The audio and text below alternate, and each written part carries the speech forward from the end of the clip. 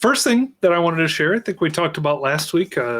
My tenant had gone to 2601, but in Intune, but the release notes hadn't been updated. So now they're out there. I didn't see anything too earth-shattering that stood out to me, but we have a whole bunch of new settings, catalog settings in here. A few settings around agents and AI. Which I think are always good when we, as administrators, get the ability to manage those things for an organization.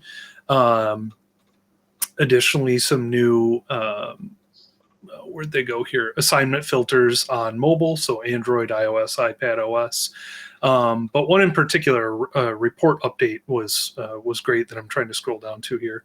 Oh, and this served as a good reminder as well. We talked about this when the announcement first came out, and if you've been in the Intune Admin Center at all for the last 3 months, 2 months maybe, you've seen that the Intune endpoints were changing, the IP addresses.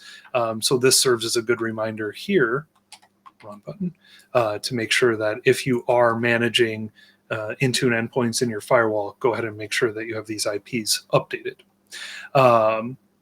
Now that we get down here, minor update, but an important one, I think, in the Windows feature update reports, 25H2 is now added as a target OS. So you can plan your update readiness for 25H2 right in Intune. So I was happy to see that. The in-development page was also updated. I saw somebody point out this section right here. I'm sure there were a few updates, but they don't update the in-development page like they do what's new. So it's not like here are the new things that we've added to the in-development page. But here, I thought you especially might be interested in this one, Johan. Keep zooming in. Under this section, Auto Patch Update Readiness, there's a whole bunch of new features that they're working on. No ETA on them yet, but the repair devices with an OS reinstall capability that enables admins to remediate upgrade blocked devices by triggering a reinstall for common issues such as insufficient disk space and app compatibility problems. I thought that was interesting, just as another option. I'm curious to see what this looks like in practice. Yeah, I'm especially curious to how they figure out how to do a reinstall when the system is out of disk space. Yeah. It's something that I think will be worth us paying attention to for sure. Yep. Absolutely. So these are always, we talk about these at least monthly, I think, but the What's New page and the In Development page for Intune, always great pages to keep an eye out for. They are updated almost always monthly at a minimum. A couple of other fun things I came across. Damien had another post around Azure Automation and managed identities. This would have been super helpful like 2 months ago for me. In fact, I'm going to implement the way that he did it as well, because I was working on an Azure Automation workbook that just did some simple I said workbook, and just an Azure Automation that did some simple reporting against Intune and Entra, and I wanted to be able to send that email out. It didn't seem as easy as I expected when I first got going, but his blog post here shows exactly how to do that. We create an automation, we create a managed identity, give it the permissions required in Graph, and then feed the body of an email with the subject and all other information in there into the send mg user mail commandlet and fire off your email. Pretty straightforward. So if you are using Azure Automation and you need to send an email, recommend reading Damien's blog post here. And this is the section here. He's got a couple of different examples, but this is the exact one that I want to implement, specifically sending an email with an attachment. So pretty cool stuff. Also came across this blog post from Radu on troubleshooting OneDrive silent configuration if that's not working. So this is one that I'm going to keep in my back pocket for sure. A couple of things to look out for when that setting or that configuration profile doesn't actually work. Doesn't happen often, but it does happen. It's actually one of my favorite user experience configurations, I think, these days, especially in a cloud native environment where you're heavy users of M365, is simply you go through the autopilot enrollment process and your users are just automatically signed into OneDrive. It's a fantastic experience for our users, I think. So quite a few good tips in this blog post as well. And last but not least, just a fun one. I actually saw that you retweeted this, Johan, but a tweet from Mr. Reboot here, Daniel Card, a little Mac Mini with a wireless KVM, and it looked cool enough that I thought, man, I haven't gotten any new tech toys in a while, and I think I might have to look into this one. Because like you, Johan, I've got some computers that are in a completely different room, and this might be helpful. So I appreciate you retweeting this because I don't know that I would have seen it otherwise. And you were not looking forward to either go down in the crawl space or up in the attic to run more cables across the house? No, not so much. I'll go the wireless route. I looked it up, and on the website it's a Wi-Fi 6 wireless KVM. So I don't know what it looks like in practice, but sounds cool. I should have made a note of that link, so I can share that in a second also. Very cool. That was what I had for this week. All right, then. I have a couple of things I wanted to share. First, something I realized I probably should have known by now, working in IT since pretty much the age of 16, but I have to say Windows was not around at that time. It came a couple of years later, so well, maybe it was that time. Anyway, let's get to it. Where did my screen go? Here. Windows. Which version of Windows? Early, but anyhow,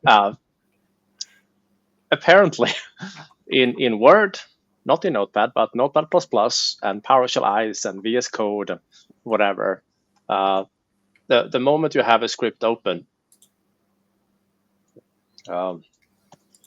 or a document open, whatever it is that you want to check, I'm just going to open a script here. This one would be great. You know how when you erase a line, you go like this. Ctrl Backspace deletes the words very, very quickly. I did not know this. I thought that was awesome. I'm surprised because I think I learned like Shift Home or something from you to highlight an entire line. That I know for years, but this particular one, I had really no idea.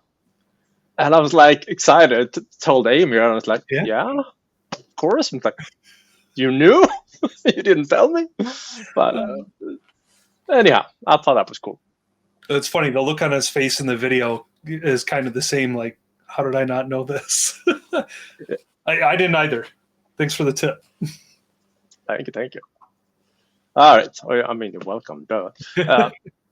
Then Frank, kindly, a fellow here, a friend in Chicago, reminded us that 26H1 Windows 11 actually is available on Visual Studio for download. And for those of you that did not see the 26H announcement or the IT Pro blog announcement of it, just a couple of days ago here, just before our last office hours, it clearly says that it will only be available for new devices and won't be offered as a new update or everything like that. But I could not stop myself. I went over to visualstudio.com.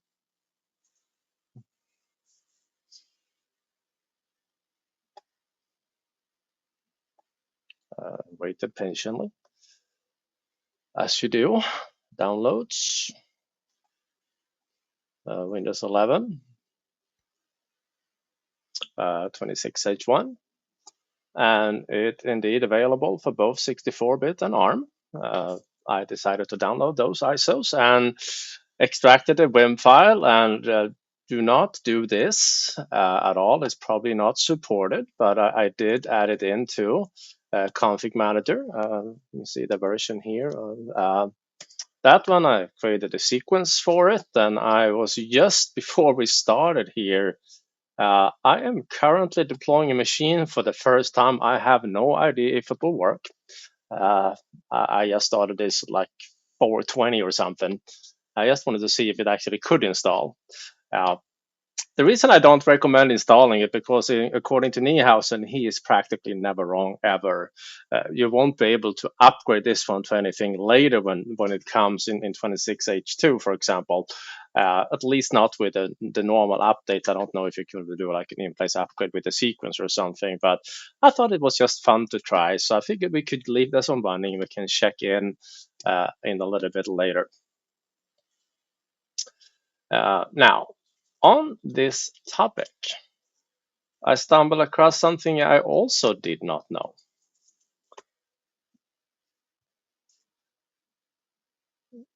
Apparently, and this is to be tested, you can force apps that requires normally older .NETs to run on system without installing older .NETs by simply telling it to use a later version. And this gentleman who runs this account here had tested with a couple of applications. I think it was Ninite and something else he tried out. And apparently it worked. And apparently this is a big deal for 26H1 that apparently does not come with .NET Framework 3.5, at least not built in. So we'll see. Some testing to be done, but I thought it was interesting enough to share. And then to your point, not sure how this will go on the stream here, but we'll see. Yeah, fine. This was the wireless KVM that was mentioned earlier here. So if you scroll down here a little bit, you can see the different options available. But yeah, I'm looking forward to try. I guess I have to be an early Christmas gift, extremely early Christmas gift, like 10 months early. Don't go so far ahead. You've got a birthday coming up between now and then, so That's true. May is coming up. Yeah, you're right. You're right. I may have to put in that request. All right, let's see how our deployment is going. All right, starting trying to install the agent. Let's see. All right, come back to that one later. you happen to speak Michael's name and he appeared. Of course he did. Said you'll be able to upgrade to 27H2. Oh, that is good. There we go. It's official. Michael has spoken. Yes. I guess I have to try it out and deploy R also now, just because. Anyhow, on another note, Peter van der Voorde released a post covering some of these new features that you mentioned there, Andrew, earlier. Microsoft is adding in recovery option control by Intune into the mix this year. So Peter wrote a blog about this one. I'm not sure if it required an insider preview or not, but anyhow, I thought it was a good read. So I recommend you to check that one out. On another note, I stumbled across this one here from Jürgen. Autopilot device preparation is making some changes. I don't think this is a good idea still, but apparently we can have up to 25 applications now for autopilot device preparation. There is the link to it with the announcement. So fairly recent. Wanted to make that one or show that one. Then I stumbled across, for those of you that are using the Windows subsystem for Linux, you know that it can be interesting to get USB sticks mounted to it. So I stumbled across this little UI on GitHub to easily mount or connecting USB devices to WSL in sort of a almost Rufus-like experience, but a little GUI to do it. Pretty cool. And finally, from I like to say the developer in chief, but Scott Hasselman over at Microsoft, I think he's VP now. He's been with them forever. focusing a lot of development. He mentioned that there was a new version of the Code Complete book that pretty much any developer, it's supposed to be a must read if you happen to be a developer. So I can consider myself very, very, very, very part-time developer from now and then, but for most time I'm not. But I figured I would get a copy as well and see what's going on. So, all right, let's go back and check our deployment. Well, it's just a moment. And as you know, a moment is a widely defined time frame. It's very subjective. It can be 1 or it can be 12. It's just, all right, it's a moment. But, well, let's see. Go ahead and close this one. And yeah, of course, updates. I did not feed it with an XML file to not check for updates. I actually have one of those. So I'll let this one sit and we can discuss more fun things in the meantime. Sounds good. Because I am done with the news from my part. All right.